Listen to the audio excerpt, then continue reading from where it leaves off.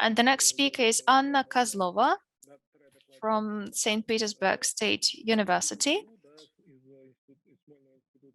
from the Smolny Institute, if I'm not mistaken, early art fashions as a way of the internal revision of the ethical code of the game. Сейчас, секундочку. Меня слышно, меня видно, да? Can you hear me? Do you see me? Yes. Okay, that's great.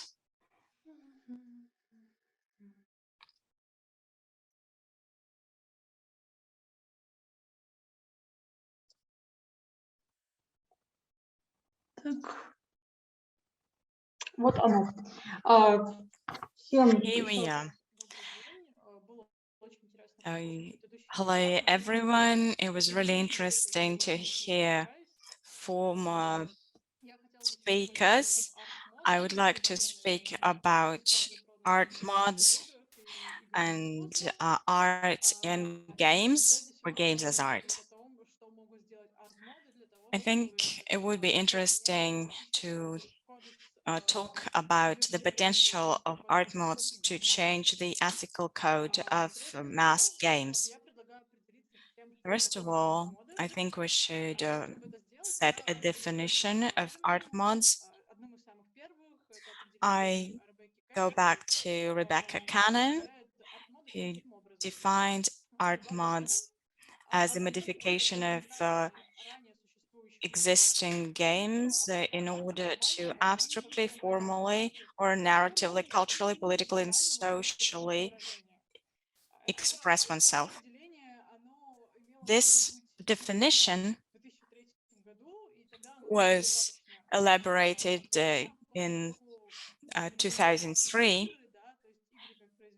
Back then, games as a form of art were defined through cultural, political, and social expression. But to me, it seems that in 2021, speaking about art as social or political is slightly out of place, because art doesn't have to be social or political directly. It is difficult to speak about it as something abstract or formal. So I suggest that we shorten this definition and speak about art mods as modifications of video games for the purposes of artistic expression. And this expression can be of any kind.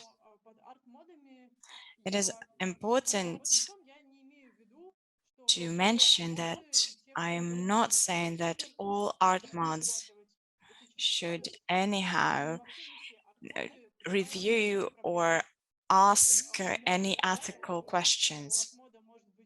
Art mods might have any theme. The main objective of it is to have a way of artistic expression. Art mods are a form of art, and they can be devoted to any theme. But today I would like to speak about art mods that revise ethics in game codes. This revision is something that I see as a way to tackle racism, violence, and other kinds of discrimination in games. So now I would study several examples and build my narrative around them. This is the earliest art mods. It was developed in 2002. It's called Velvet Strike.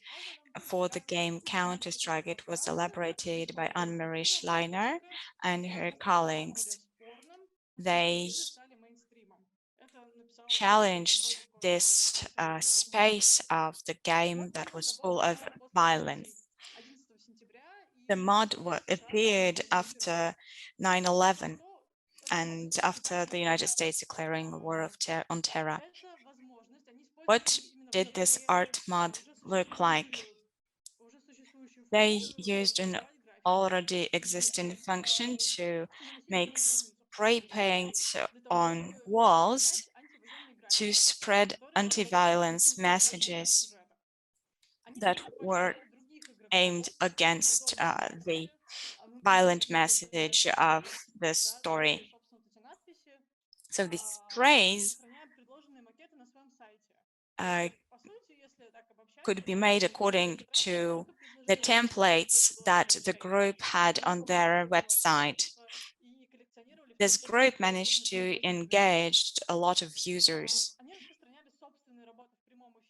They also spread their own works online during the game. The game itself turned into a public space where any kind of enunciations could be made, be it political or social. And it is done during the game, right in the game. The authors are saying that it was clear that the video games are a space for propaganda. It was the place for the radical right propaganda, and Velvet Strike was not only a visual protest, there were different visual effects. We can see also there are two soldiers kissing. There were some notes about women and children who suffered in real conflicts. I should also make this observation that the users took this art mods with difficulty because they didn't want this intervention to take place. There's a lot of sexism if we look back at 2002. So when there is such an intervention, it produces a reaction. One of the letters that the authors received, this is their website. And here is one of the comments: if you don't understand that a video game is just a video game, it's a fake world, just go play with your Barbie doll. I think it is a really sort of vexing message, but I think this is one that is the most polite. And it makes clear why this group created the art mod of Velvet Strike. It sort of reminds people about real military conflicts and about their ambiguity, the ambiguity of the games. The Velvet Strike was the intervention into the gamer community, and it is connected to the game art idea of countering the rules of commercial video game. Thanks to early art mods, the ideas of resisting mass games was developed. And that prompted the development of indie games as well. The gaming community did not accept this art mod, but people from the art scene did like it. Of course, this is a very classical example, and I think a lot of you who are interested in mods and art mods could also cite many, many examples of anti-military art mods, but I think this is the example that pretty much everyone refers to. It shows us that art is capable of so much when it is implanted into the space of a game, which can be a field of art as well. You can also find one of the graffitis.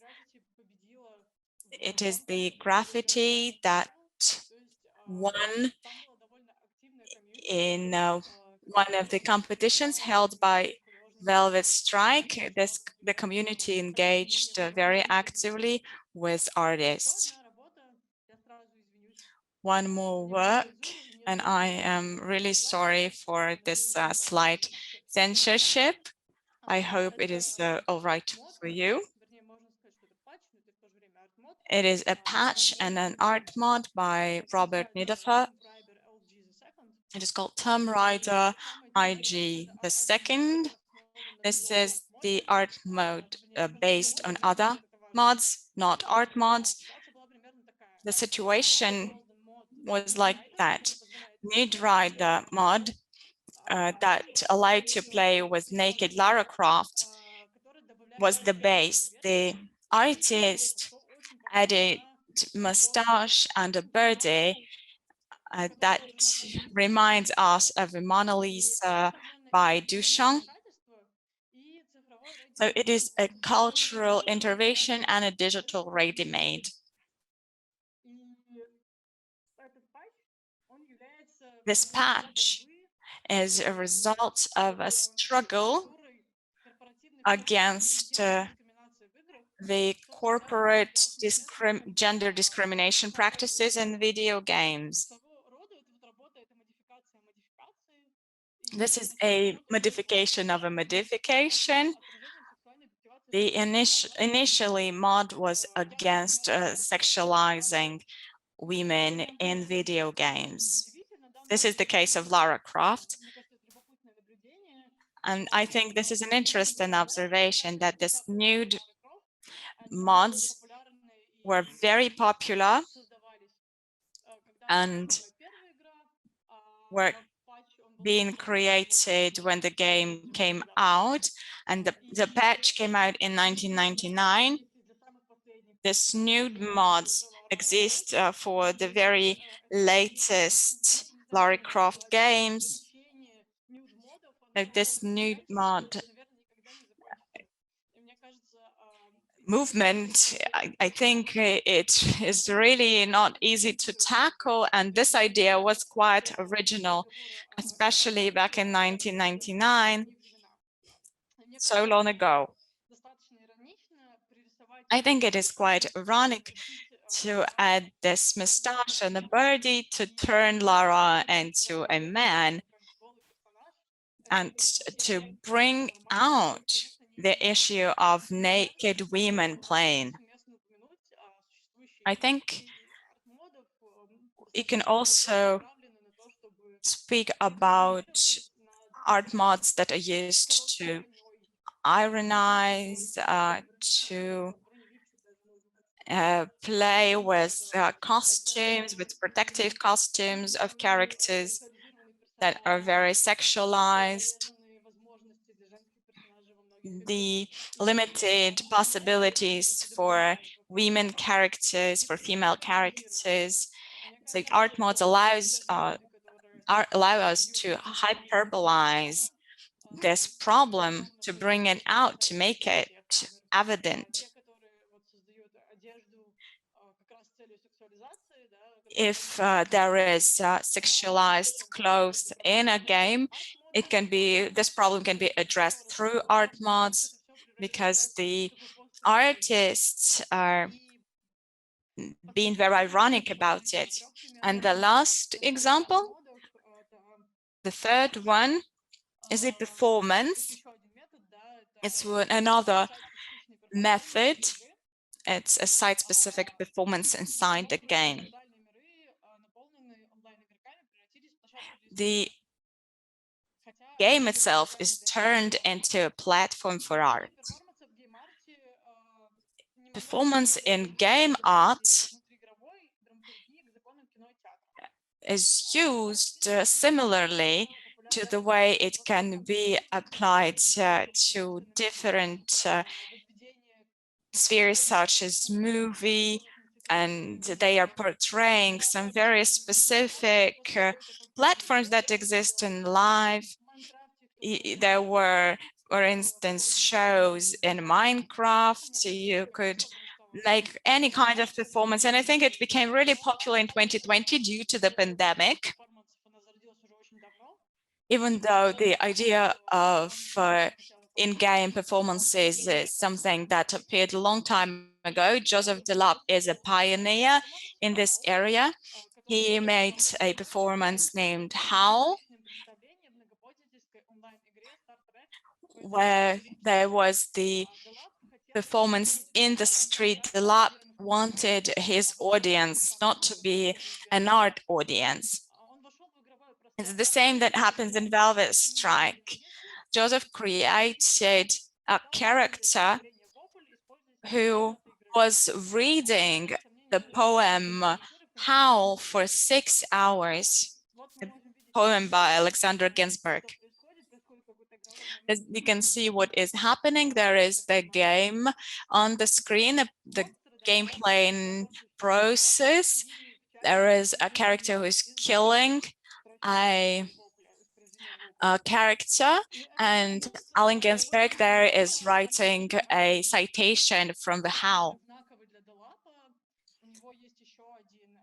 There is another art mod, another performance made by Joseph Delap.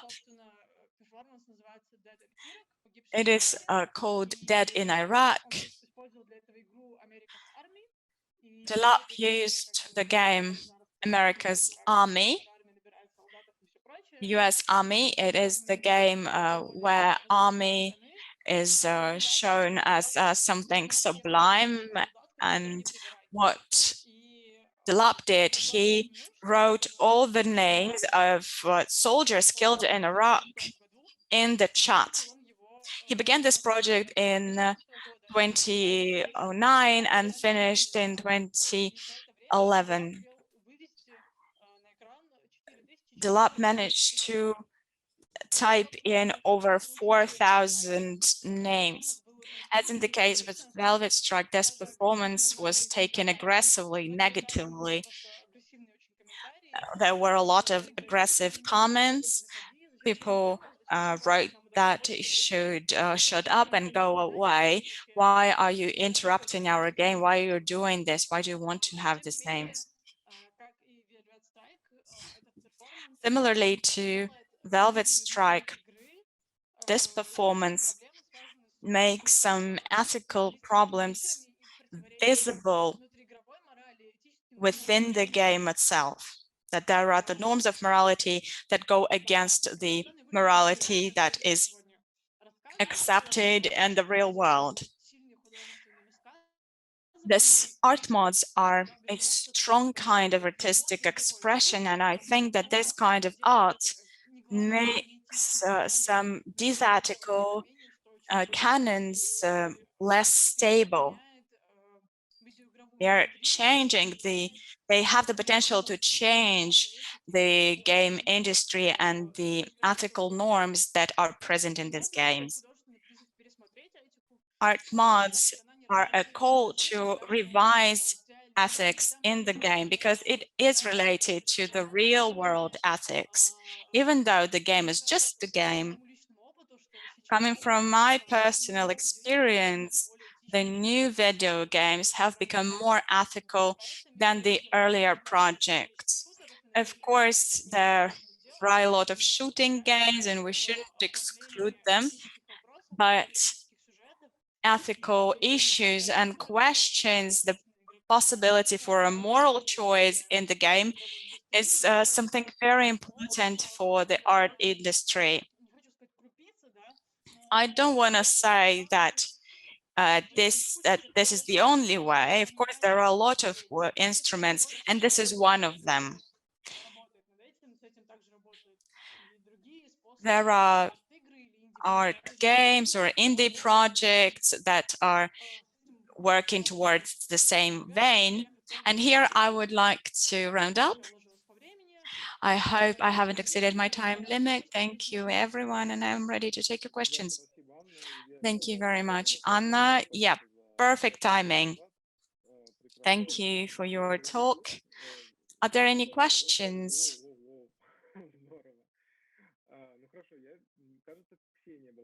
All right, great. It seems that Ksenia was the first one. Please, Ksenia, you have the floor. Thank you very much for your talk. It was really interesting. I have a number of questions, but I will ask only one. You were speaking about Velvet Strike in the beginning. How do these groups function now, where they are now? Are they doing the same thing? Or maybe there are some new projects or new performances by them? Yeah, I think that those artists who worked with internet and games in early 2000s, they either go away from doing that, or they're doing some other things, or they might turn to new kinds of artworks. Velvet Strike and Joseph Delap are continuing with their performances. Velvet Strike, still you can find their works at exhibitions, and their website is still operative. It is still functioning. And sometimes it is really sad when something disappears. With Velvet Strike and Delap, you can say that their websites are wonderful and you can connect with the artists through their websites as well. Thank you very much. Ксения за вопрос. Ксения, меня слышно сейчас, да? Да. Да, окей. Леонид. All right, Leonid, I think you also have a question. Yeah, thank you very much. Я понимаю, что это, конечно, такая тема для отдельного. I understand that this is an issue for a bigger talk, but how can you maybe just very schematically describe the evolution of art mods? What is the difference between the culture of art mods in 1999 and 2002 and in 2021? Thank you very much for this question. I'm not so sure that it would be just so easy to describe the development, but I would like to cite a very interesting article. Oh, there is a very interesting book by Matthias Jansen, From Cuba to Japan, where art mods up to 2013 are gathered. You can find all of these examples, because I'm speaking more about the United States, because often it is very much US centered, and in that book there are wonderful examples. I myself never knew that there is something connected to art mods in Cuba. As for the contemporary art mods, I think that today there are a lot more art mods that might influence the visual component of the game. They might make the game of a particular color, green or red. They're taking out some characters. They allow you to delete something from the game, so they turn it into some visual pleasure. It seems that contemporary art mods are more visual than ideological or activist. But I'm not sure that I have enough of samples for that. Though I think that there is this trend towards aestheticizing this issue. Thank you very much. Could you please maybe type in the chat the title of the book? Yeah, I will be happy to do that. A wonderful book, and the author is very interesting. The author is from Sweden. Leonid, thank you for the question. Andrei, and then Ksenia again. I have a terminological question about Velvet Strike. Is that really a mod? Because I think that spray paint is something that existed in Counter-Strike right away from the very beginning.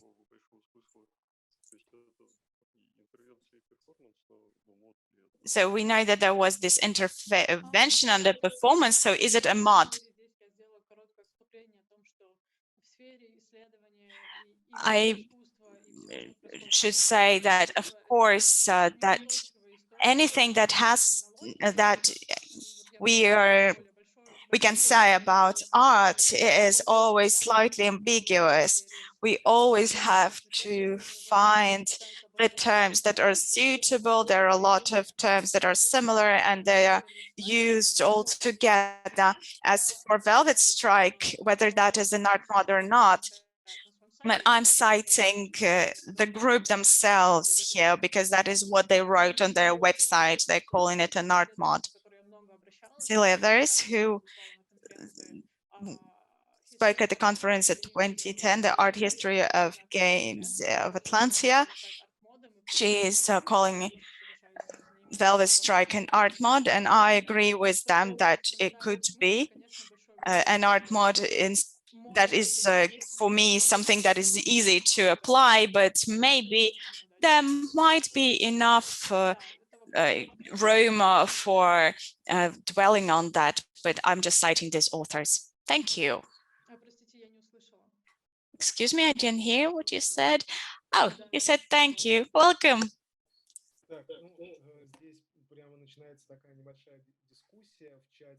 We are seeing that there is even a discussion in our chat.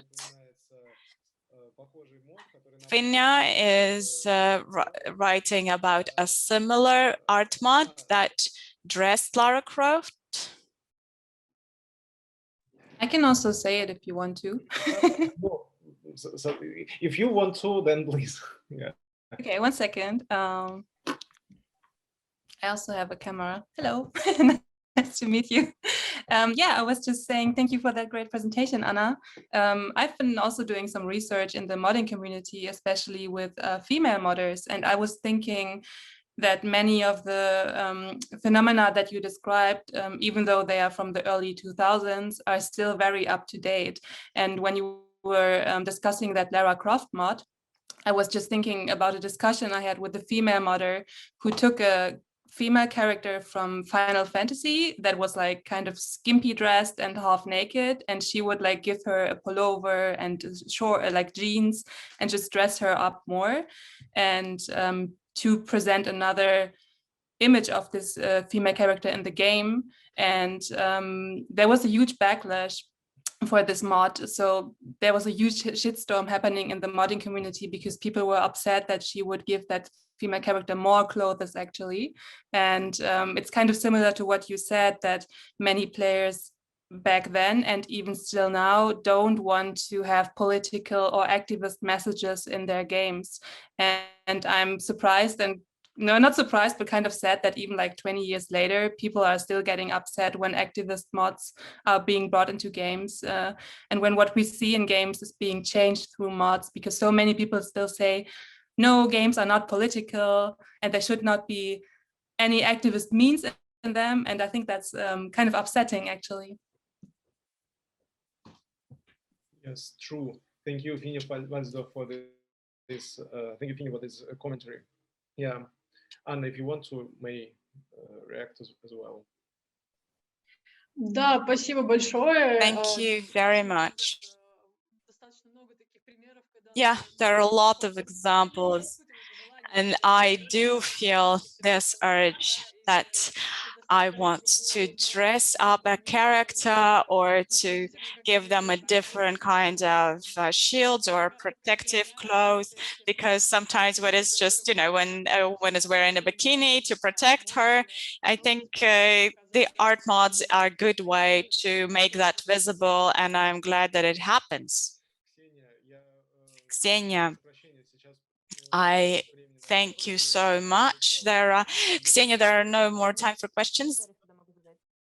Okay, I'll ask that in the comment. I'll type that in the comment. Yeah, you can do that in the chat. And we need to move. Anna, thank you very much. Thank everyone.